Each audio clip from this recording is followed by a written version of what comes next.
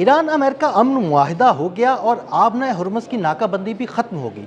लेकिन सवाल ये पैदा होता है कि आबना हुर्मुज़ में ईरान की जानिब से बिछाई गई बारूदी सुरंगें ये कैसे साफ़ होंगी और इनकी सफाई में कितना वक्त लगेगा, और इसके बाद मुकम्मल तौर पर तिजारत की बहाली में कितना वक्त लग सकता है।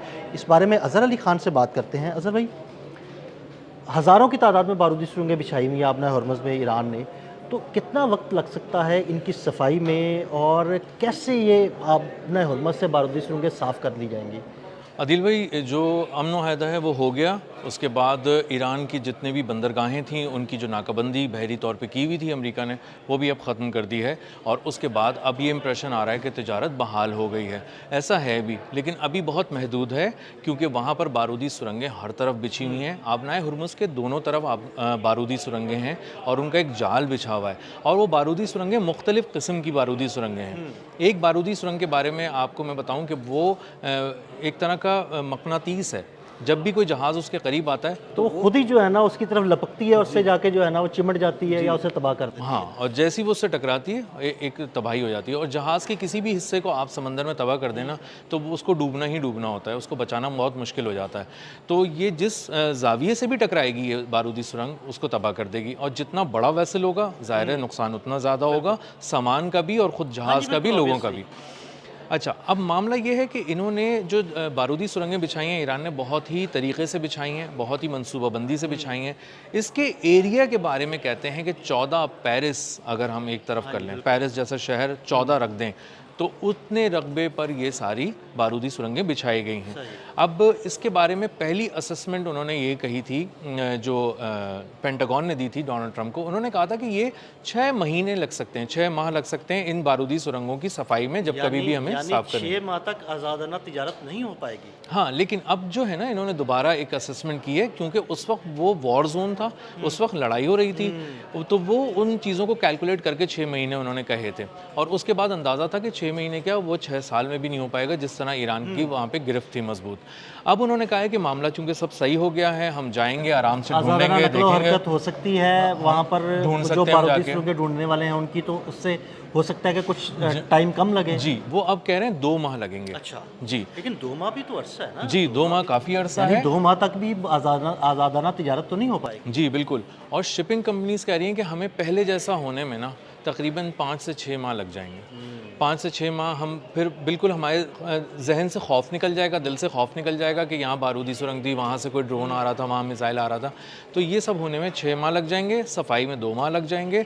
और इसमें कुछ ऐसी बारूदी सुरंगें भी हैं जिनको ड्रोन्स के ज़रिए ढूंढा जाएगा, अंडर वाटर ड्रोन्स छोड़े जाएंगे। इसके साथ साथ सुनार से ढूंढा जाएगा, यानी आवाज़ से सुना जाएगा उसको। और उसको सुनने के बाद, पता लगाने के बाद उसको जो है या तो तबाह किया जाएगा या फिर उसको नाकारा बनाया जाएगा। दोनों काम बहुत ही सोफिस्टिकेटेड भी हैं, बहुत ही टेक्निकल भी हैं और बहुत ही मुश्किल और पेचीदा हैं। और ये खासा पेचीदा ऑपरेशन है और इसको पूरी नेवी और नेवी से जुड़े वो लोग जो इस काम के माहिर हैं, सिर्फ वही लोग अंजाम देंगे खुले समंदरों के अंदर। और ईरान ने इनको मुख्तलिफ जगहों पर रखा है, तो अब इनको पहले अमेरिका को ढूंढना पड़ेगा और फिर इसको उसकी सारी चीज़ों को ठीक नहीं, करना तो ये पड़ेगा। क्या सिर्फ अमेरिका जो है वो बारूदी सुरंगों की सफाई करेगा, या अमेरिका और ईरान दोनों मिलकर इन बारूदी सुरंगों की सफाई करेंगे? देखें, अभी तक इस बारे में कोई चीज़ सामने नहीं आई है, लेकिन जो इम्प्रेशन आ रहा है वो ये आ रहा है कि अमेरिका खुद इसको कर रहा होगा और अमेरिका खुद ही जाके देखेगा। हो सकता है कि कहीं किसी जगह पे ईरान भी। मेरा ख्याल है कि अगर अमन मुआहिदा हो गया तो ईरान पूरी मुआवनत करेगा, क्योंकि ईरान ने ही बिछाई हैं, ईरान को ही पता है कि कहाँ कहाँ बिछाई हैं।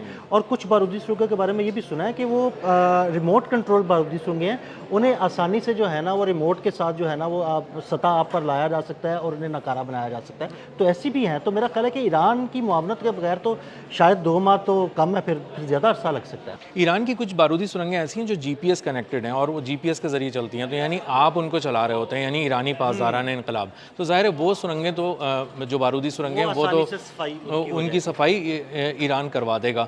और उनकी ख़ास बात ये थी कि जब आप उनको टारगेट देते थे तो वो टारगेट की तरफ जाती थी और उससे टकरा के उसको तबाह कर देती थी। तो कई एक तरह की बारूदी सुरंगें उसमें कन्वेंशनल भी हैं, रिवायती भी हैं और कुछ जदीद टेक्नोलॉजी की हामिल भी हैं। तो इन सारी चीज़ों को मेरे ख्याल में अगर कुछ चीज़ों को अमेरिका अपनी टेक्नोलॉजी के ज़रिए देखेगा, कुछ जो ईरान को पता है कि कहाँ रखी हैं और ईरान समझता है कि वो इनको नाकारा बना सकता है तो वो नाकारा बनाएगा। लेकिन मजमूई तौर पे ये आबी गुज़रगाह जो 33 किलोमीटर चौड़ी है और बूहे अरब को जोड़ती है खलीज फ़ारस से, इसको मुकम्मल तौर पर ऑपरेशनल होने में 5-6 माह लग सकते हैं, जिसमें आपका धड़का बिल्कुल खुल जाए और निकल जाए और आपको लगे कि हाँ, आप कोई ख़तरा नहीं है। शिपिंग कंपनीज़ भी बहुत ही कंफर्टेबल फील करें, इंश्योरेंस कंपनीज़ भी बहुत आराम से इंश्योरेंस कवर दे दें, और उसके बाद ईरान उनको किसी तरह का अगर किसी तरह की हिफाजत चाहिए हो तो वो भी प्रोवाइड कर दे।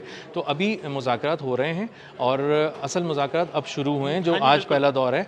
तो उसके बाद वो देखेंगे कि इसकी मज़ीद तफसील क्या हो सकती है इस हवाले से, और उसके बाद हो सकता है कि ईरान और अमेरिका मिलकर ही काम करें, और हो सकता है कि कुछ जगहों पे अमेरिका अकेले ही चीज़ करे। तो अगर अज़हर भाई अभी अगले 2 से 6 माह का अरसा अगर हम देखते हैं कि ये 2 से 6 माह का अरसा लग सकता है उनकी सफाई में, तो तब तक तिजारत किस नहज पर बैठेगी? क्या तब तक तेल की तरसील उस तरह से मुमकिन हो पाएगी कि नहीं हो पाएगी?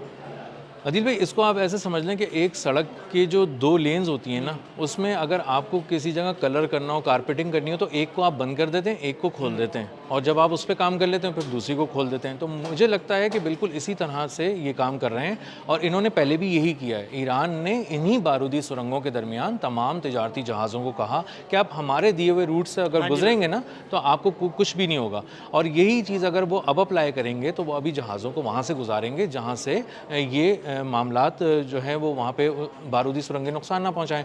अब पूरे जो वाटरवे है, पूरा जो अभी गुजरगाह है, ये पूरी चैनल है जो एक, हाँ, वो अभी नहीं खुला, और वो खुलने में वक्त लगेगा, लेकिन जहाज़ों की आमदोरफ्त शुरू भी हो जाएगी, वक्त के साथ थोड़ी तेज़ हो जाएगी। लेकिन अब अज़हर भाई शुरू हो जाएगी, लेकिन इतनी तेज़ नहीं होगी, क्योंकि देखिए ना, जब रास्ता छोटा होगा तो आहिस्ता आहिस्ता जहाज़ गुजरेंगे, कम जहाज़ गुजरेंगे।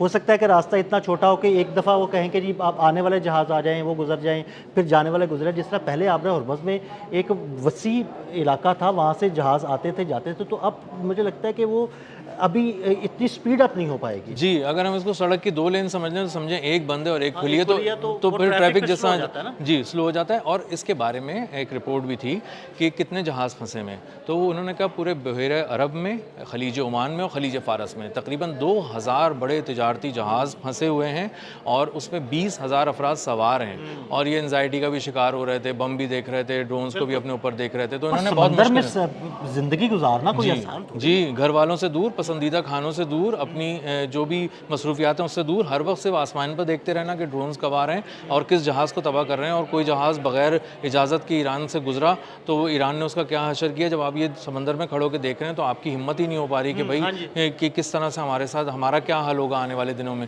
तो ये सारी सूरत हाल है। 2000 जहाज़ फंसे हुए थे, 20,000 लोग समंदर में फंसे हुए थे। अब ये आहिस्ता आहिस्ता ज़ाहिर है गुजरेंगे। बहुत बड़े बड़े जहाज़ हैं, सुपर टैंकर्स हैं इसके अंदर, बड़े बड़े कार्गो वेसल्स हैं। उनके बारे में ईरान के पायलट ने कहा कि जब हम 80 फुट की बुलंदी पे परवाज़ करके जा रहे थे, बिल्कुल लो फ्लाइट, तो लोग हमें जहाज़ के डेक से नीचे देख रहे थे।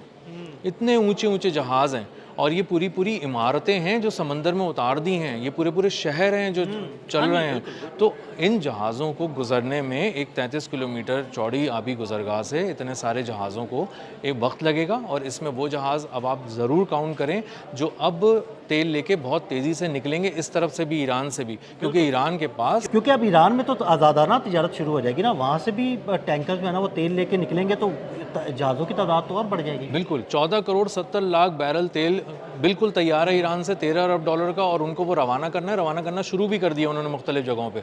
इसका मतलब ये कि सिर्फ ईरान से आने वाला ट्रैफिक गैर मामूली तौर पर बढ़ चुका है आबनाए हुर्मुज़ पे, और आबनाए हुर्मुज़ पे सब लोड बहुत बढ़ गया, और ये काम बहुत तेज़ी से करना पड़ेगा अमेरिका और ईरान को कि वो बारूदी सुरंगों की सफाई करें, क्योंकि ये बहुत बड़े पैमाने पर फैलाई गई हैं, और इनसे कहीं कोई एक तबाही भी हुई तो दुनिया का एतबार दोबारा शटर होना शुरू हो जाएगा। बहुत शुक्रिया अज़हर भाई ने बड़ी तफसील के साथ इस सारे मामले पर रोशनी डाली।